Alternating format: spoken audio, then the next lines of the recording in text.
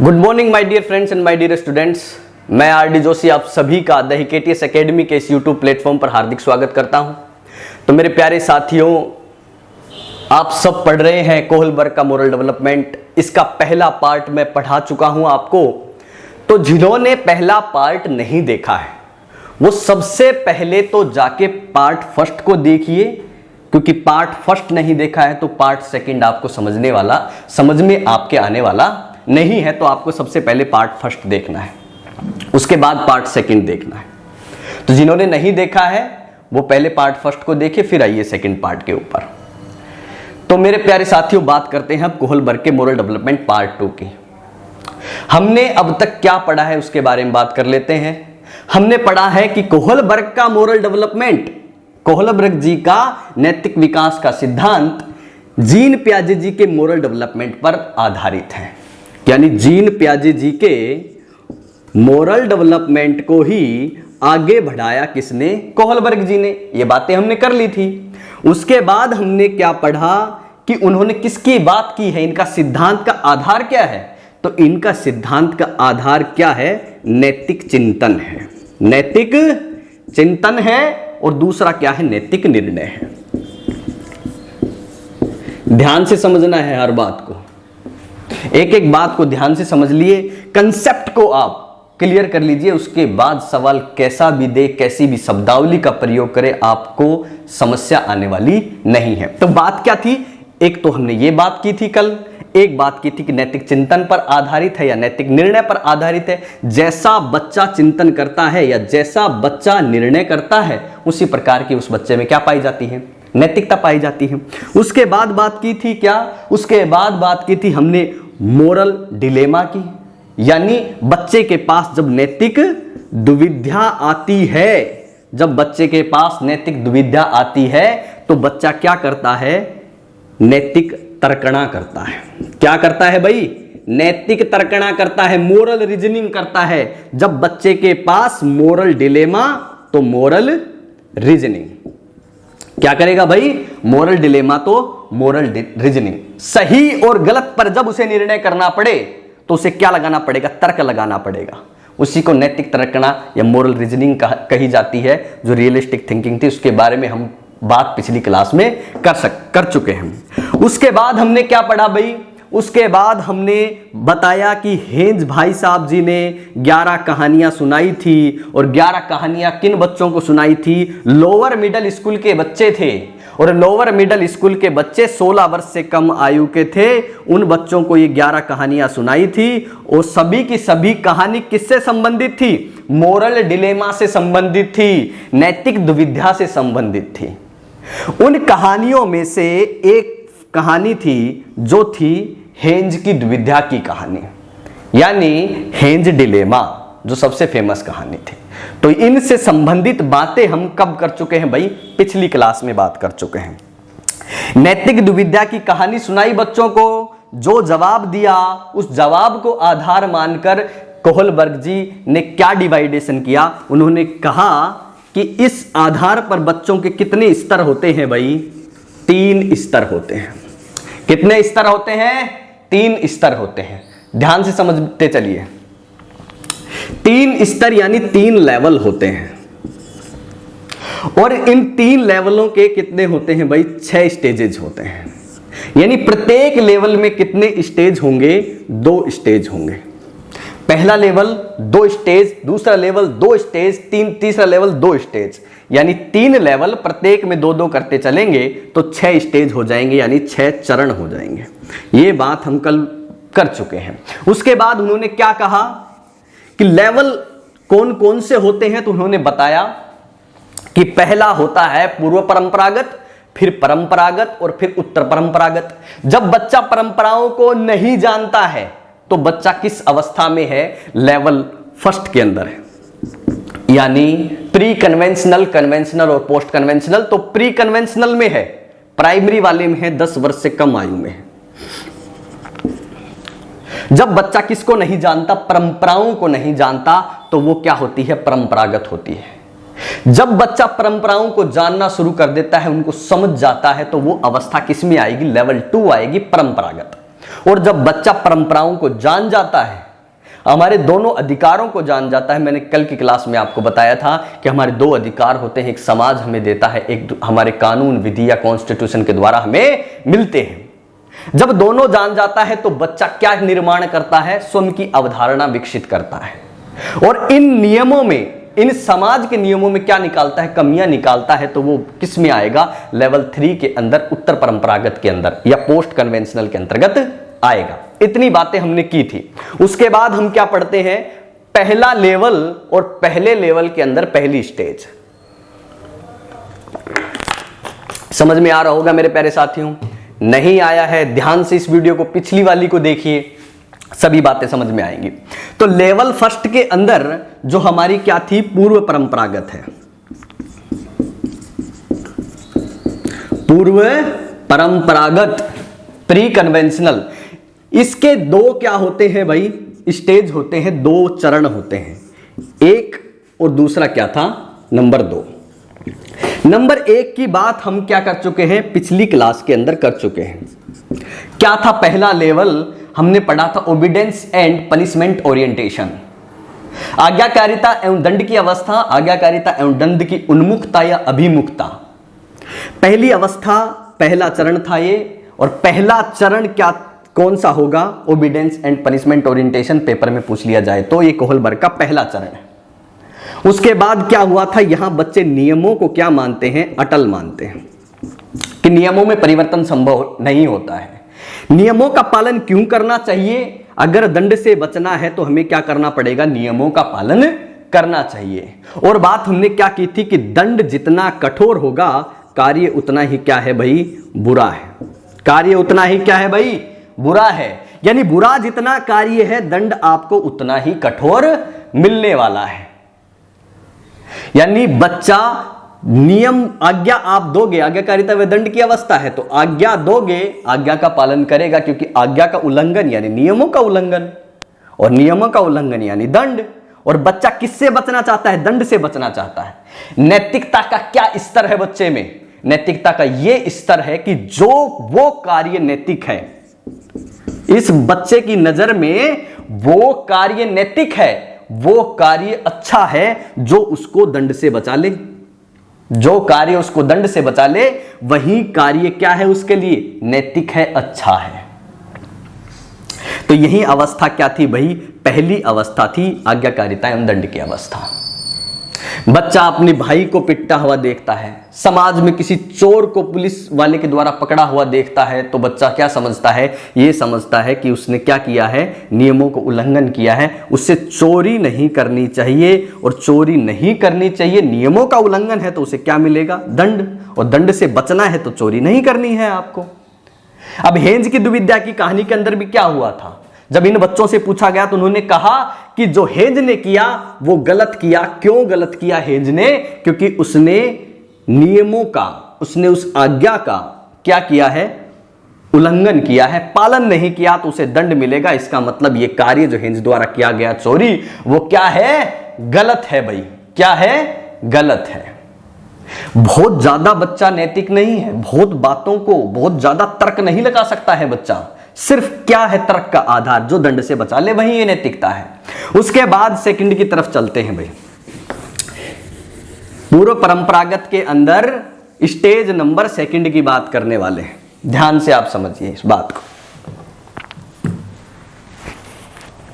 ठीक है। Stage number second है, क्या है द्वितीय नंबर स्टेज, द्वितीय है स्वलाभ मानसिकता। स्वलाभ मानसिकता, साधनात्मक सापेक्षता, इंस्ट्रूमेंटल एक्सचेंज।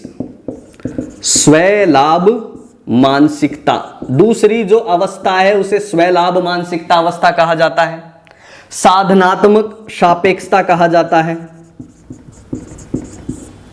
यानी इंस्ट्रूमेंटल एक्सचेंज वाली। और क्या कहा जाता है इसको, पर्सनल इंटरेस्ट कहा जाता है, सेल्फ इंटरेस्ट कहा जाता है। जिसमें स्वयं का फायदा हो, स्वयं का लाभ हो, वही नैतिकता है। इस स्टेज के जो बच्चे आएंगे उन बच्चों के लिए क्या है, जो स्वयं का फायदा हो, जिसमें स्वयं का हित निश्चित हो, वही क्या है, नैतिकता है। पहले वाले में क्या था, जो दंड से बचा ले वो नैतिकता है, वो चीज सही है। और यहां क्या चीज सही है, जिसमें उसका स्वयं का फायदा हो। यानी बच्चा ईगोसेंट्रिक बिहेवियर प्रदर्शित कर रहा है। यानी ये अवस्था कैसी है, टिट फॉर टैट है। कौन सी है भाई, टिट फॉर टैट है। सुनो बात क्या है, पेपर में सवाल कैसा आएगा। पेपर में सवाल आएगा कि ये काम मैं आपके लिए कर रहा हूं, आप ये काम मेरे लिए कीजिए, निम्न में से ये किस अवस्था की बात कर रहा है कोलबर्ग के अनुसार। तो कौन सी स्टेज की या कौन से चरण की बात कर रहा है, तो ये कौन से चरण होगा मेरे प्यारे साथियों, नंबर 2 चरण होगा।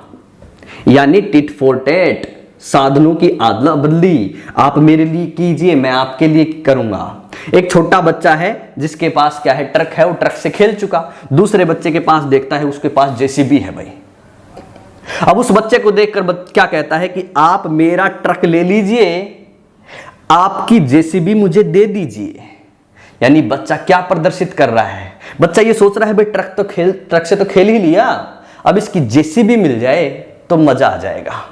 तो इस अवधारणा से बच्चा आगे बढ़ रहा है, यानी स्वयं का लाभ देख रहा है, स्वयं का लाभ हो जाए उससे बेहतर और कुछ नहीं है। सही बर्ताव बच्चा किसको मानता है, जिसमें उसका व्यक्तिगत फायदा हो, और दूसरों की जरूरतों की बच्चा कम परवाह करता है।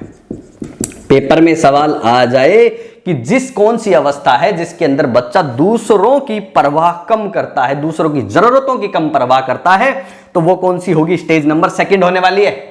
कौन सी स्टेज होगी भाई, स्टेज 2, टिट फॉर टैट की अवस्था। स्व लाभ, साधनात्मकता, self interest, personal interest, egocentric कैसे क्या होता है, अहम केंद्रित। जब बच्चा स्वयं के ही दृष्टिकोण को क्या माने, सही माने, जब बच्चा दूसरे के दृष्टिकोण और स्वयं के दृष्टिकोण में अंतर नहीं कर पाता, तो वो ईगोसेंट्रिक होता है।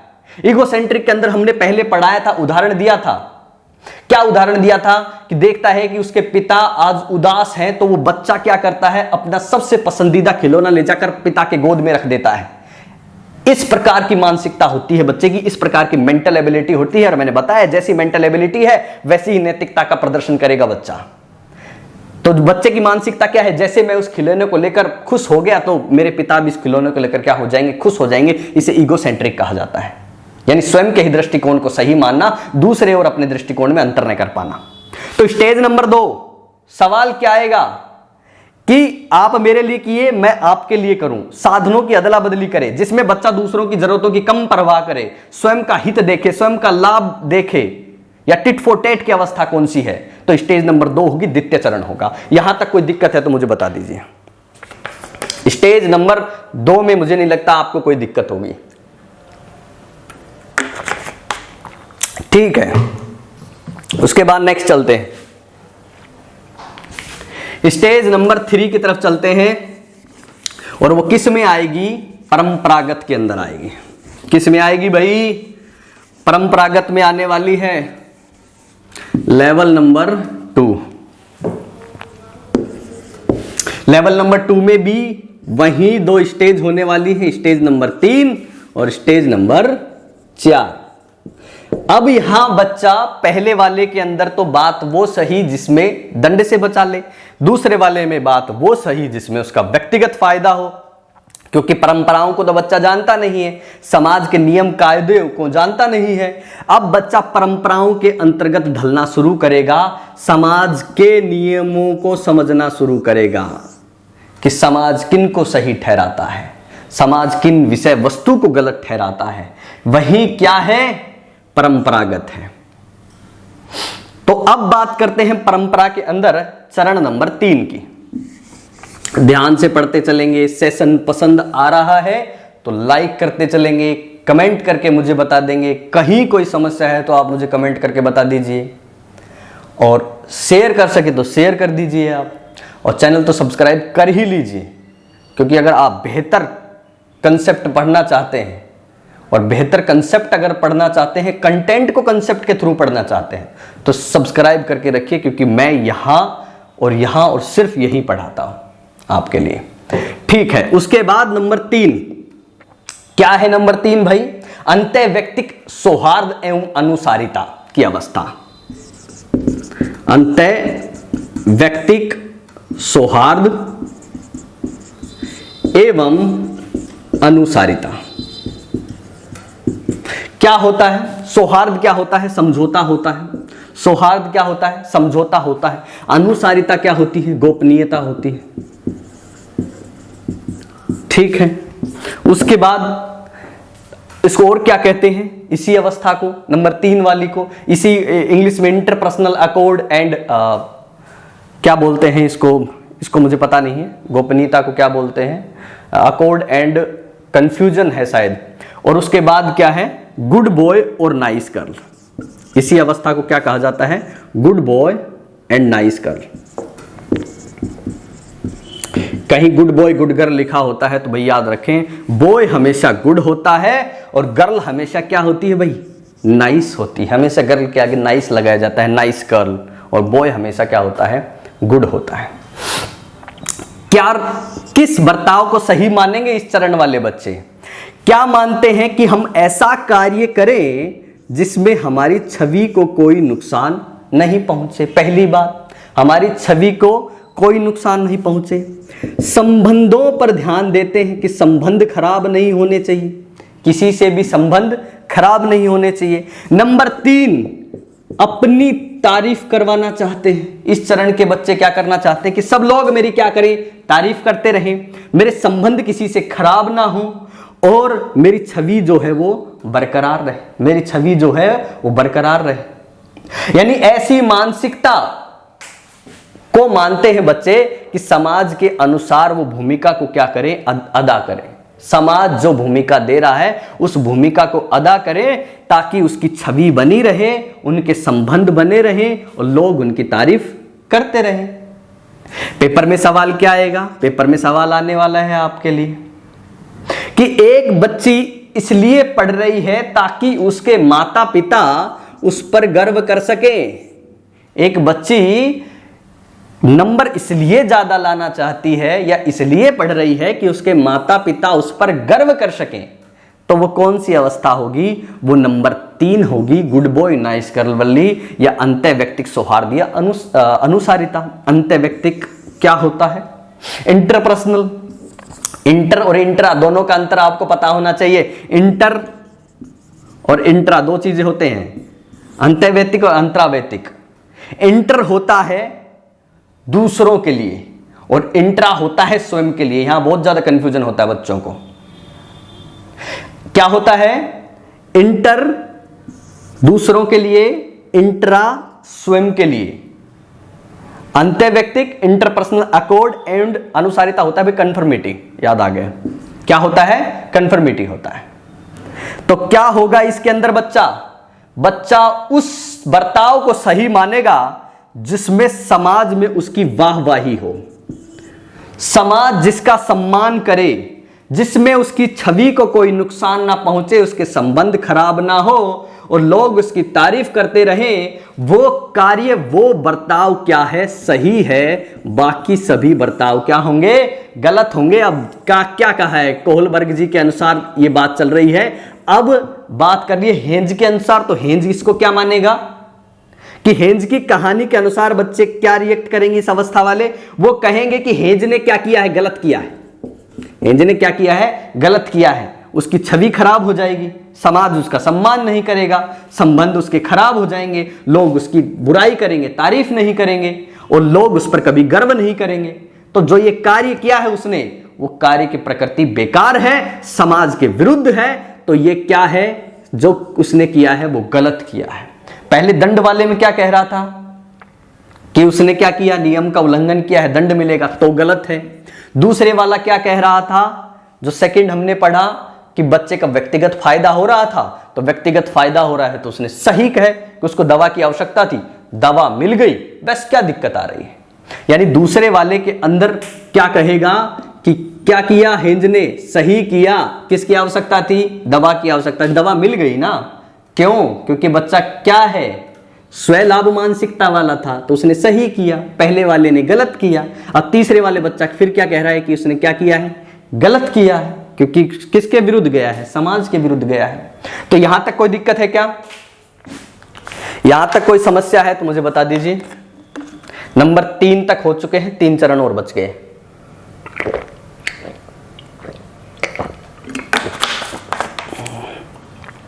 ठीक है,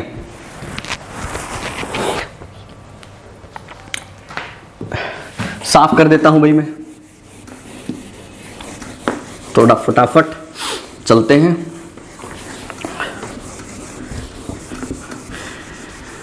नंबर 4 कौन सा चरण होगा? नंबर 4 है अधिकार संरक्षण अवस्था, authority and social order maintaining orientation, सत्ता एवं सामाजिक व्यवस्था का अनुपालन। क्या है? नंबर 4 चल रहा है, 3 हम बात कर चुके हैं। अधिकार संरक्षण अवस्था,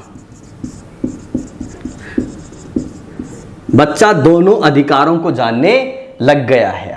सत्ता एवं सामाजिक व्यवस्था का अनुपालन, सत्ता एवं सामाजिक व्यवस्था का अनुपालन, ये क्या है?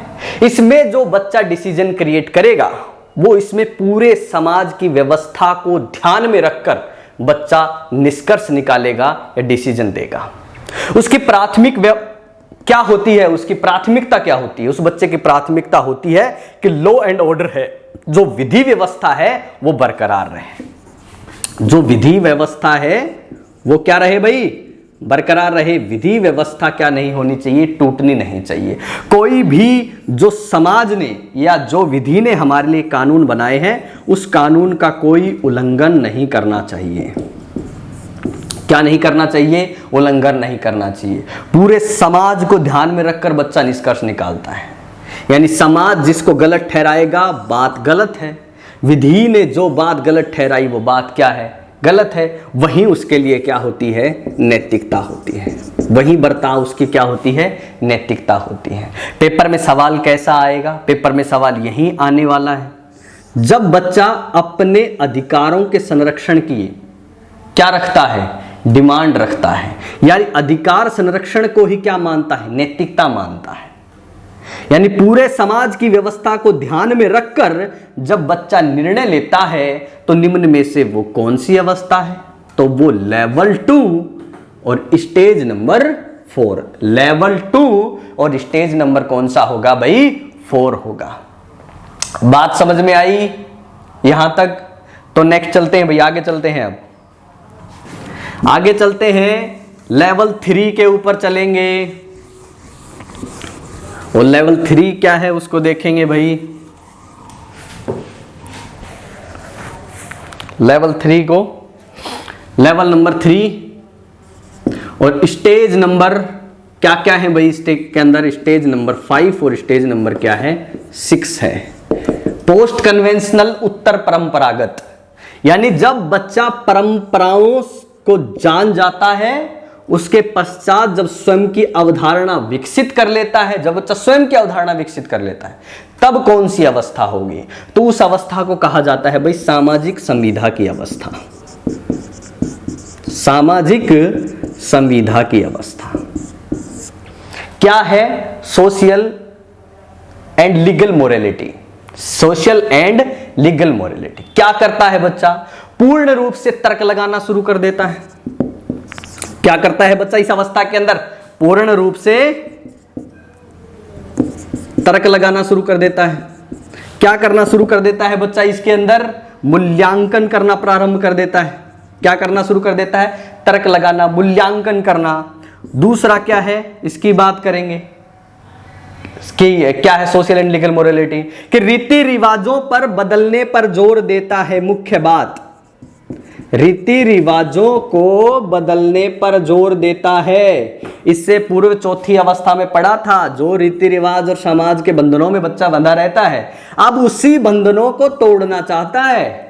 अब उन्हीं बंधनों को बच्चा क्या करना चाहता है? तोड़ना चाहता है कि ये रीति रिवाज क्या है? गलत है। ये जो समाज ने नियम बनाया है ये गलत बनाया है। समाज क्या है? समाज अच्छा है, बुरा है, और समाज को किस प्रकार का होना चाहिए इसकी बात करता है नंबर 5 चरण के अंदर। स्टेज नंबर 5 के अंदर बच्चा क्या करता है? एक तो बच्चा पूर्ण रूप से तर्क लगाने योग्य हो गया है। अब जब बच्चे की मेंटल एबिलिटी अच्छी हो गई है, एमए बढ़िया हो गया है उसका, अगर एमए बढ़िया हो गया है तो उसका लॉजिक भी बढ़िया होगा, और जब उसका लॉजिक बढ़िया होगा तो उसका डिसीजन भी बढ़िया होगा।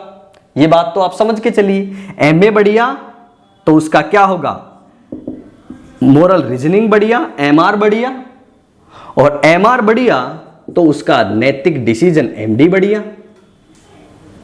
ठीक है, तो अब बच्चा जिन रीति रिवाजों को फॉलो कर रहा था अब उनके खिलाफ हो गया कि नहीं नहीं, ये जो कानून बनाया है ना समाज ने ये गलत है, भ्रूण हत्या पाप है, नहीं मारना चाहिए, समान शिक्षा मिलनी चाहिए लड़की को भी और लड़के को भी।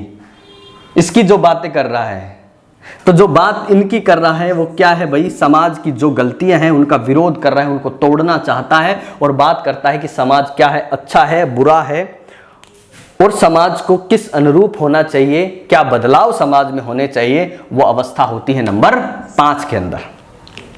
कोई दिक्कत? तो हम चलते हैं नंबर 6 की तरफ।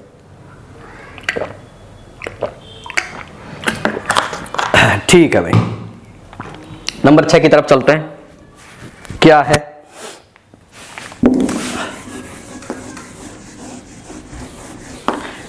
अगला है लेवल 3 का नंबर 6, नंबर 6। और नए नंबर 6 क्या है स्टेज, कोहलबर्ग की नैतिक विकास सिद्धांत का अंतिम चरण। और अंतिम चरण कौन सा है, यूनिवर्सल इथिकल, सार्वभौमिक नैतिकता, सार्वभौमिक नैतिकता, इसकी बात करने वाला है वो। यानी ये एक तो कोहलबर्ग का अंतिम स्तर है, अंतिम स्तर है तो बच्चे का लॉजिक का लेवल बहुत हाई होगा। यानी बच्चा अमूर्त चिंतन के आधार पर क्या करेगा, तर्क लगाएगा। क्या करेगा, अमूर्त चिंतन के आधार पर क्या लगाने वाला है, अमूर्त तर्क पर आधारित निष्कर्ष निकालेगा। और क्या है, एक समानता की बात करता है बच्चा। क्या करता है, एक समानता की बात करता है। इसके अंदर जो पहले भेदभाव कर रहा था भेदभाव नहीं करेगा। और क्या करेगा, मानवता की बात करता है। एक समानता की बात करता है और किसकी बात करेगा भाई, मानवता की बात करता है। सर्वश्रेष्ठ अवचरण है एक तो बच्चे का। नियम को क्या होना चाहिए, बच्चा क्या कहता है कि नियम जो है ना वो न्याय संगत होना चाहिए। नियम जो है न्याय संगत होने चाहिए। पहले सिर्फ नियम नियम था, न्याय करेगा नहीं करेगा उसकी गारंटी नहीं थी। अब क्या कह रहा है कि नियम को क्या होना चाहिए, न्याय संगत होना चाहिए। क्या होना चाहिए, न्याय संगत होना चाहिए। जो नियम क्या दे जाए उसको न्याय दे जाए। अब हेंज की द्विविधा वाली कहानी के बात कर लेते हैं कि अब हेंज वाली द्विविधा और अंतिम वाले जो उस कफ वाले उदाहरण के बारे में बात कर लेते हैं कि कफ का जब बच्चे से पूछा जाता है तो ये बच्चा एकदम सटीक जवाब देता है। और पांचवा और नंबर 6 जो बच्चा होता है वो एकदम सही लॉजिक के साथ जवाब देता है कि ये कार्य जो मेरे से एक जानबूझ के टूटा था इसमें मुझे दंड मिलना चाहिए, क्योंकि कार्य मैंने जानबूझ के किया था और एक कार्य जो मुझसे गलतीवश हो गया था उसमें मुझे दंड नहीं मिलना चाहिए। ये बात करता। अब हेंज वाले में क्या होगा, हेंज वाले के अंदर होगा कि नंबर 5 और नंबर 6 के अंदर जब पूछे कि हेंज ने सही किया या गलत किया तो नंबर 5 और 6 वाले क्या कहेंगे भाई कि हेंज ने सही किया। हेंज ने क्या किया, सही किया। इसने भी क्या कहा, हेंज ने सही किया भाई। क्या कहा, हेंज ने सही कहा है। अब जो ऊपर 4 5 वाले गए, 4 और 3 वाले, 3 और 4 वाले क्या कहते हैं कि गलत किया, क्योंकि सामाजिक बंधनों में बंधे हुए थे। उससे पूर्व जो थे उन्होंने क्या कहा था, पहले वाले ने कि गलत किया था हेंज ने, और नंबर 2 वाले ने क्या कहा था, हेंज ने सही कहा था। अब जो ये सही कहा है इसने, तो क्या इन दोनों के मेंटल एबिलिटी समान है क्या, दोनों में मेंटल एबिलिटी समान नहीं है। वो सिर्फ ये तर्क करता था पहले वाला जो नंबर 2 स्टेज वाला कि उसमें व्यक्तिगत फायदा है तो बहुत अच्छी बात है, उसको दवा मिलनी चाहिए। उसको मतलब नहीं है कि पत्नी बीमार है, उसकी जान बचाना जरूरी है, चोरी करने से बेहतर किसी की जान बचाना आवश्यक है, ऐसी कोई बात ये बच्चा नहीं करेगा। इसका सिर्फ सामान्य तर्क होगा कि उसको जो फायदा किसमें है, दवा मिलनी चाहिए ना, बस उसे दवा मिल जानी चाहिए। तो भाई इतना पढ़ने के बाद हमें बात समझ में आ गई कि कोहलबर्ग के अनुसार शिक्षार्थियों के जीवन काल में ऐसी कुछ निश्चित अवस्थाएं होती हैं जो शिक्षार्थियों में नैतिक एवं चारित्रिक विकास क्रम में सार्वभौमिक रूप में पाई जाती हैं या सार्वभौमिक रूप से पाई जाती हैं। तो ये जो लाइन मैंने लास्ट बताई है एबीपी पेपर के अंदर आई हुई है। तो जो भी कोहलबर्ग के जो ये चरण बताए, इन चरणों में शिक्षार्थियों के नैतिक एवं चारित्रिक विकास के क्रम में सार्वभौमिकता पाई जाती है, समान सभी चारों ओर पाई जाती हैं। अब बात करते हैं इसके बाद में, ये बात तो आपको समझ में आ गई होगी, ये जो मैंने आपको बताया था कि इसको बच्चा सही क्यों मानता है, इसको गलत क्यों मानता है, यहाँ बच्चा प्रतिष्ठा खराब हो जाती है बच्चे की, और जो भी बातें थी, और इसके अंदर बच्चा सही क्यों मानता है, इन सब की बातें हमने कर ली है उनके तर्क के आधार पे। उसके बाद बात करते हैं भाई, लास्ट है जहां से भी सवाल आते हैं, और वो है कोहलबर्ग की आलोचना। आलोचना से भी क्या आते हैं भाई, सवाल आते हैं। तो आलोचना के सवालों की बात करते हैं कि कोहलबर्ग ने या कोहलबर्ग के मोरल डेवलपमेंट की किस किस आधार पर आलोचना हो सकती है। तो एक मनोवैज्ञानिक है, महिला मनोवैज्ञानिक, जिसका नाम है गिलिगन। उन्होंने कहा कि जो कोहलबर्ग जी हैं वो पुरुषवादी सोच से क्या है, प्रभावित हैं। पुरुषवादी सोच से क्या है, प्रभावित हैं। इसका मतलब क्या है कि इन्होंने, कोहलबर्ग जी ने, हमने बात की थी कि जो उन्होंने सिद्धांत दिया उसमें 72 बॉयज लिए थे। अब बॉयज लिए हैं, गर्ल्स नहीं ली। इसका मतलब क्या है कि इन्होंने किस पर बल दिया है, पुल्लिंग पर बल दिया है। किस पर दिया है, पुल्लिंग पर बल दिया है, या महिलाओं को पुरुषों की तुलना में कमतर आंका है। क्या किया है भाई, महिलाओं को पुरुषों की तुलना में कमतर आंका है। और इस बात को पुरजोर तरीके से उठाने वाली कौन थी भाई, गिलिगन जी थी।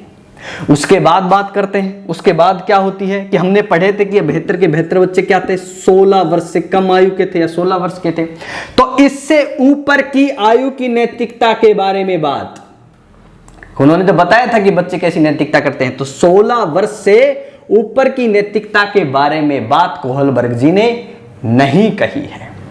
दूसरी आलोचना, पहली आलोचना क्या है भाई, पुल्लिंग पर बल दिया है। पेपर में सवाल आ जाए आलोचना निम्न में से कौन सी नहीं है, तो जो आपको ना मिले उसी को ध्यान रख के आपको जवाब देना, यानी जैसा सवाल वैसा जवाब। सवाल निर्धारित करता है कि जवाब क्या आएगा, ये याद रखिए। आप जवाब रखने की कोशिश ना करें। जो भी सवाल आएंगे अंडरस्टैंडिंग बेस्ड अगर सवाल आता है तो सवाल निर्धारित करेगा सवाल का जवाब। तो क्या है, पहली आलोचना कि पुल्लिंग पर बल दिया है, ठीक है।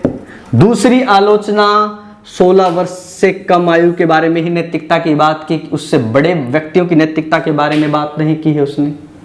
तीसरी बात, उन्होंने पूरा सिद्धांत नैतिक चिंतन पर आधारित है, और नैतिक चिंतन पर आधारित है या नैतिक निर्णय पर आधारित है।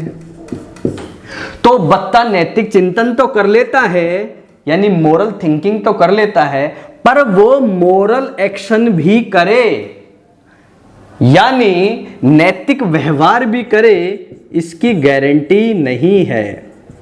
इसकी गारंटी ये सिद्धांत नहीं देता है। यानी बच्चे जिस प्रकार का नैतिक चिंतन करेगा उसी प्रकार का नैतिक व्यवहार प्रदर्शित करे, यानी मोरल थिंकिंग के आधार पर मोरल एक्शन करे, उसकी गारंटी ये सिद्धांत नहीं बताता है। वो तो कहता है कि जो चिंतन करेगा वही उसकी नैतिकता है। अरे भाई, वो नैतिक व्यवहार करेगा तभी तो पता चलेगा कि ये नैतिकता प्रदर्शित कर रहा है कि नहीं कर रहा है। दूसरा, उसने कहा कि निर्णय पर बल दे दिया कि भाई नैतिक निर्णय जो है वो जो नैतिक निर्णय करेगा तो वही नैतिक चिंतन करेगा, तो नैतिक निर्णय करेगा, उस प्रकार का लॉजिक लगाएगा। तो सिर्फ इसी पर, सिर्फ न्याय संगत होने पर ही बल दे दिया इन्होंने, तो यानी निर्णय पर ही बल दिया है। पर निर्णय लेते समय तो समस्या आती है ना भाई। जब बच्चा निर्णय लेता है तो उसके संवेग उसे प्रभावित करते हैं, किसी से आपका व्यक्तिगत लगाव है वो प्रभावित करता है। तो सिर्फ आप नैतिक चिंतन कर लें कि ये बात सही है, ये व्यक्ति ने गलत किया है पर उसके प्रति संवेग आपके गलत हैं, तो क्या उस प्रकार का मोरल एक्शन आप दिखाओगे क्या? उसका आपको लग गया कि ये गलत है पर आपका आपके परिवार का सदस्य है, आपके उसके प्रति व्यक्तिगत लगाव है, तो आप उसके विरुद्ध जो मोरल एक्शन लेंगे क्या वैसा मोरल एक्शन ले पाएंगे जो और लोगों के लिए लेते हैं? तो न्याय करते समय, निर्णय लेते समय उस व्यक्ति के संवेग या व्यक्तिगत लगाव भी क्या करता है, हमें प्रभावित करता है उसके न्याय को, उसके निर्णय को।